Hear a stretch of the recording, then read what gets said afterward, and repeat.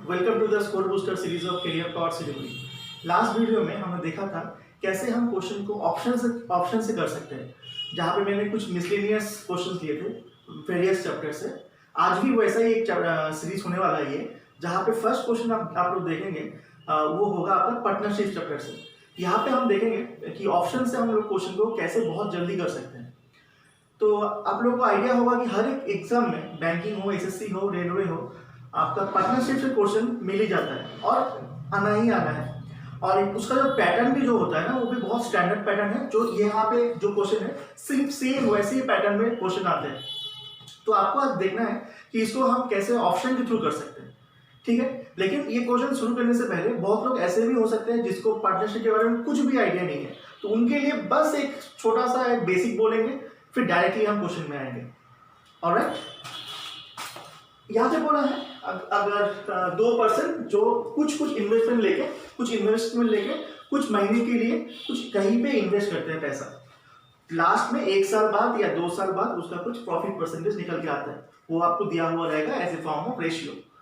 मैं बोलना क्या चाह रहा हूँ, मान लीजिए ए और बी दो अलग अलग पर्सन, इसने 100 रुपीज लेके बिजनेस स्टार्ट किया, इसने 200 लेके अपना बिजनेस स्टार्ट किया। लेकिन ए ने बिजनेस में 10 मंथ इन्वेस्ट किया, ये था उसका इन्वेस्टमेंट, ये था उसका टाइम ए का। बी के लिए सिमिलरली इनिशियल इन्वेस्टमेंट था, मान लीजिए 200, और उसने इन्वेस्ट किया था फॉर 6 मंथ्स टाइम। इन दोनों को जब इंटू करेंगे ना, इन्वेस्टमेंट और टाइम, ये जो वैल्यू निकल के आएगा यहाँ पे और यहाँ पे, वो शो करता है किस रेशियो में उन दोनों में प्रॉफिट का परसेंटेज, मतलब प्रॉफिट डिवाइड होगा, किस रेशियो में उन दोनों में प्रॉफिट डिवाइड होगा। मतलब इन्वेस्टमेंट इनटू टाइम करने के बाद जो क्वांटिटी आएगा उसको हम उसी रेशियो पे हम प्रॉफिट को डिवाइड करते हैं। फाइन, इतना बेसिक है। अब चले जाते डायरेक्टली क्वेश्चन पे। ठीक, जैसे क्वेश्चन में बोला है P and Q invested a total of 32,000 in a business. Period of investment of P and Q is 10 months and 8 months respectively. कितना क्या चीज बोला कि P Q दोनों मिला के 32,000 इन्वेस्ट करता है, उनमें से P 10 मंथ्स के लिए इन्वेस्ट करता है और Q 8 मंथ्स के लिए इन्वेस्ट करता है, इतना बोला। फिर बोला if at the end of the year P and Q receive profit in the ratio 3:4, profit का रेशियो क्या निकल के आ रहा है, प्रॉफिट रेशियो क्या निकल के आ रहा है दोनों में 3:4, ठीक है। Then find the amount invested by P, मतलब P ने इनिशियली कितना अमाउंट इन्वेस्ट किया था, P Q मिला के इतना था, इंडिविजुअली P का और Q का कितना है मुझे आइडिया नहीं था। तो देखेंगे यहाँ पे बहुत अच्छे से कि कैसे हम इस क्वेश्चन को ऑप्शन से कर सकते हैं, और वो आपके लिए सबसे अच्छा होगा। देखते हैं कैसे। सपोज हम मान लेते हैं P ने इन्वेस्ट किया था 20,000। अगर P 20,000 इन्वेस्ट करता है तो उसने कितने मंथ के लिए इन्वेस्ट किया था, 10 मंथ्स के लिए, मतलब 20 into 10 करना पड़ेगा, तब जाके P का इन्वेस्टमेंट और P का ये था टाइम, दोनों मिला के जो वैल्यू आएगा वो जो वैल्यू आएगा वो रेशियो क्या दिखाता है, वो रेशियो दिखाता है कि किस रेशियो पे P को प्रॉफिट मिलना है, ठीक है। अब मुझे इतना पता है कि सब कुछ होने के बाद at the end of the year P का प्रॉफिट रेशियो कितना आया था, 3:4। P/Q में क्या आएगा, 3:4, मतलब P का जो प्रॉफिट आएगा वो 3 के मल्टीपल में आना चाहिए, जैसे मैंने लास्ट सीरीज में भी बोला था। रेशियो वहां पे मैंने मिक्सचराइजेशन क्वेश्चन दिखाया था। सेम कॉन्सेप्ट कि अगर इनिशियली सब कुछ करने के बाद जो वैल्यू आएगा, यहाँ पे कितना वैल्यू आएगा, समथिंग लाइक दिस, है ना। क्या ये 3 का मल्टीपल है, नहीं है, लेकिन P और Q का रेशियो तो 3 के मल्टीपल्स में भी आना है, 3 के मल्टीपल्स में ही आना है। तो P, ये इन्वेस्टमेंट P का हो नहीं सकता, ठीक। अब मैं देखता हूँ, सपोज आंसर मैं मानता P इन्वेस्ट किया है 14,000। P अगर 14,000 इन्वेस्ट करता, P 14,000 इन्वेस्ट करता कितने मंथ्स के लिए? 10 मंथ्स के लिए। क्या इन दोनों का जो रिजल्टेंट वैल्यू आएगा क्या वो 3 के मल्टीपल में आएगा? जी नहीं। ये भी फिर मेरा आंसर नहीं आ सकता। अगर मैं मानता हूँ ये मेरा आंसर है, तो P 16,000 इंटू 10 मंथ्स के लिए जो वैल्यू आएगा क्या वो 3 का मल्टीपल है? नहीं है, तो ये भी मेरा आंसर हो नहीं सकता। अब मेरे पास दो ऑप्शन बचते हैं, 12,000 एंड 18,000। मैं किसी भी एक को उठा लूंगा, अगर वहां से आंसर आ जाएगा तो वेल एंड गुड, अगर नहीं आया तो दूसरा वाला आंसर हो जाएगा। जैसे मैंने लास्ट वीडियो में भी देखा था, एक दो क्वेश्चन ऐसा। सपोज मेरा मन हुआ मैं ये उठाता हूँ 12,000।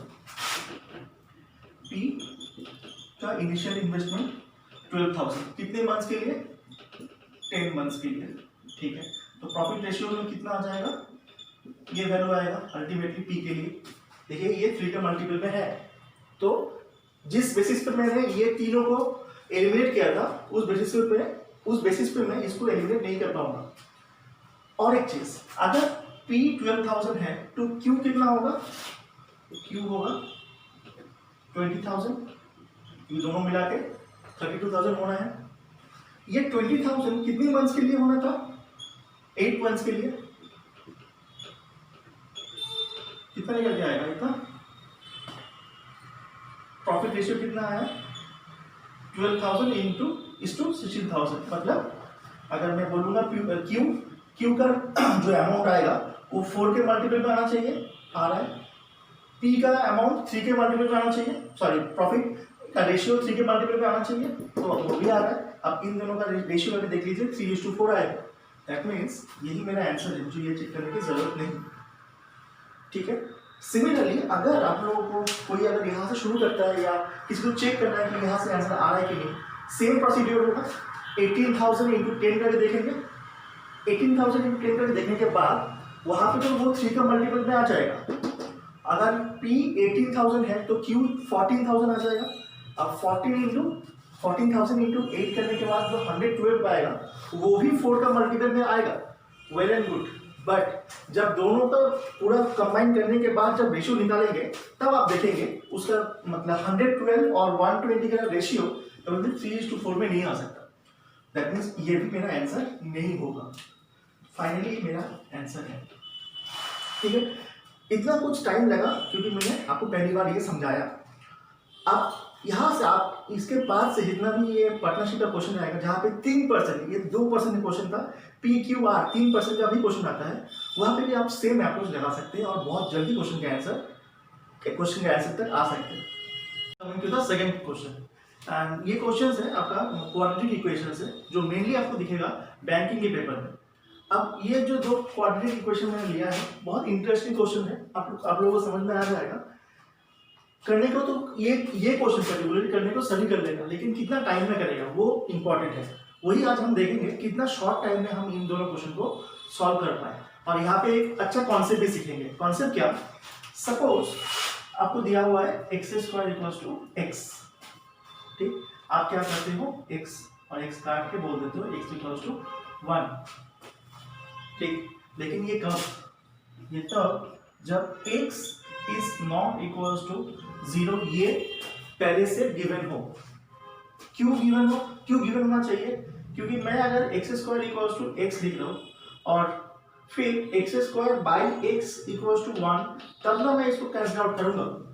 अब खुद ही सोचिए, कोई भी इक्वेशन में a/b फॉर्मेट में जो नीचे वाला पार्ट है वो अगर 0 हो जाएगा तो तब तो वो पूरा का पूरा इक्वेशन ही क्या हो जाएगा, वो सॉल्व करने लायक नहीं रहेगा, इन्फिनिट हो जाएगा, है ना। तो इसीलिए जब ये कंडीशन मेंशन हो तब हम ये चीज कर सकते हैं। ये बेसिक आइडिया हुआ। तो अब देखिए ये वाला क्वेश्चन, लोगों को ये क्वेश्चन देखते ही सबसे पहला काम यही करते, कैंसिल आउट करके x = 8 बोल देते हैं। लेकिन यहाँ पे हम इतना लिबर्टी मेरे पास है नहीं, क्योंकि यहाँ मेंशन नहीं है कि ये वाला पार्ट नॉट इक्वल टू 0 है। तो मुझे क्या करना पड़ेगा, मुझे इसको पूरा सॉल्व करना ही पड़ेगा। देखो कैसे वो सॉल्व भी कैसे करते हैं। ये मैं बोल सकता हूँ x माइनस 8 स्क्वायर, अब इसको मैं लेफ्ट हैंड साइड में लेके आया इक्वल्स टू 1, ठीक। अब दोनों में कॉमन x माइनस 8, तो अगर x माइनस 8 कॉमन है तो यहाँ पे x माइनस 8 और एक बार है, लेकिन यहाँ पे कितना आ जाएगा -1, that is equals to sorry 0 यहाँ पे, ठीक है। x minus 8 x minus 9 equals to 0, that means x is equals to what 8 and 9, it can be both. ये होना चाहिए इस क्वेश्चन को सॉल्व करने का तरीका, ठीक है। तो मैं एक बार लिख लेता हूँ, x का वैल्यू क्या आया 8 एंड 9, ठीक है।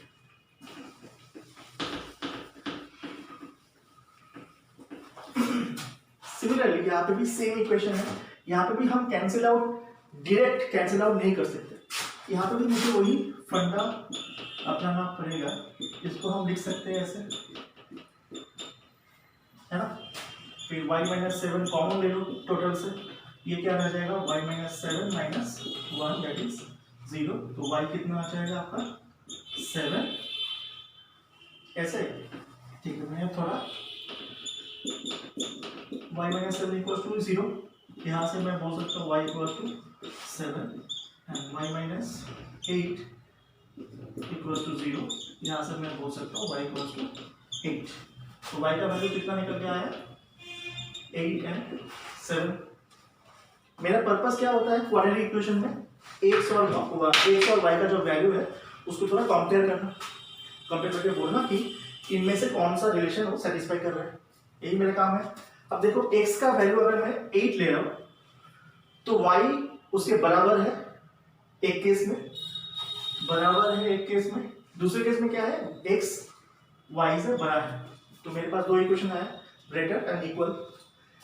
अगर मैं x का ये वाला वैल्यू लूंगा 9, अब ये 9 दोनों से बड़ा है मतलब ग्रेटर, तो मेरे को इक्वेशन में क्या मार्क करना पड़ेगा x is greater than equals to y, so x is greater than equals to y, ठीक है। तो इस क्वेश्चन के लिए x is greater than equals to y।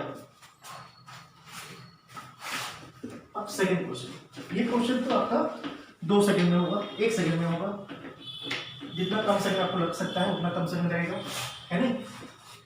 अब कोई भी क्वाड्रेटिक इक्वेशन हो, उस क्वाड्रेटिक इक्वेशन का जो कांस्टेंट वाला पार्ट है, कांस्टेंट वाला पार्ट जैसे यहाँ पे 6 और 10 दोनों के साथ अगर माइनस साइन रहता है, आप बंद करके उस क्वेश्चन का answer can not be determined mark कर देना, वही आपका आंसर होगा। कंडीशन क्या है, कंडीशन है आगे का क्या साइन है आपको देखने की जरूरत नहीं है। अगर लास्ट साइन मतलब कांस्टेंट वाला टर्म के साथ जो साइन जुड़ा हुआ है वो अगर दोनों के दोनों माइनस है तो आप उस क्वेश्चन का आंसर हमेशा C and D can not be determined, या फिर ये जो ऑप्शन रहता है x इक्वल्स टू y और the relationship can not be established, ये वाला ऑप्शन मार्क करेंगे। क्लियर है, ठीक। जैसे ये सीरीज चल रहा है हम लोग आगे भी क्वेश्चन देखेंगे जहां पे हम स्मार्ट अप्रोच सीखेंगे, जहां से हम सीखेंगे कैसे हम क्वेश्चन को ऑप्शन से कर सकते हैं। तो ये जो सीरीज चल रहा है आपका स्कोर बूस्टर सीरीज, इसको आप जरूर देखते रहिए और लोगों के साथ शेयर भी करिए क्योंकि इससे बहुत बेनिफिट होने वाला है। Thank you, keep watching KTET SSS।